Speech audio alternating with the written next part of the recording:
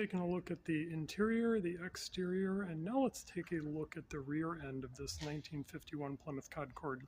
Like you can see, it is parked next to an array of about 80 collectible Corvettes and Classics, which is actually the name of the dealership. So anything from a Dodge Viper all the way down to like this 1951 Plymouth Concord, listed for roughly about $14,995. Now the one thing that's very unique about this is this has a inline six engine, which that actually was the only engine option available that year. And I tested, so this is like an ivory white steering wheel, and then the dashboard is essentially like a simulated marble type finish. Now I believe the horsepower for this vehicle is actually only about 98 horsepower.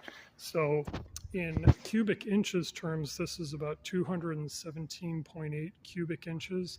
Now, people didn't use liters back in the 1950s. This was a post-World War II vehicle, but this would be the equivalent of 3.6 liters. And like I said, this only produces about 98 horsepower. Now, another unique thing about post-World War II vehicles is there was actually a metal shortage because you're just coming out of the war period. So there are actually models that are listed as partial metal from my understanding, and then vehicles that were listed as full metal vehicles. No coincidence with the Full Metal Jacket movie. But so because this has been completely reconditioned, there's no real way to really just eyeball and tell if this is a full metal version of the 1951 Plymouth Concord.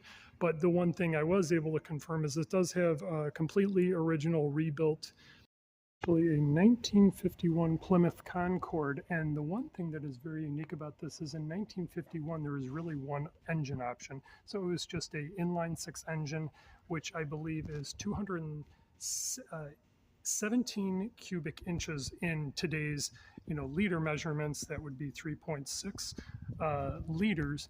But let's take a look at the front. So this is a 1951, and the name Plymouth Concord actually comes from Plymouth. Was basically the first European settlement in the United States, and then Concord was one of the first cities.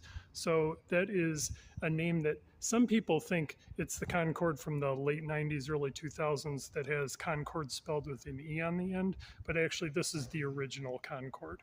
So this was only made from about 1951 to 1952, and this is actually just the two-seater. And to my understanding, they did make a three-seat option, which is very unique. So basically, the back seat would go back a little farther, and it would still have basically a coupe-like design, but with just a middle third seat in the back. So yeah, this is a 1951 Plymouth Concord, pretty much in show condition, so hopefully you're enjoying the videos.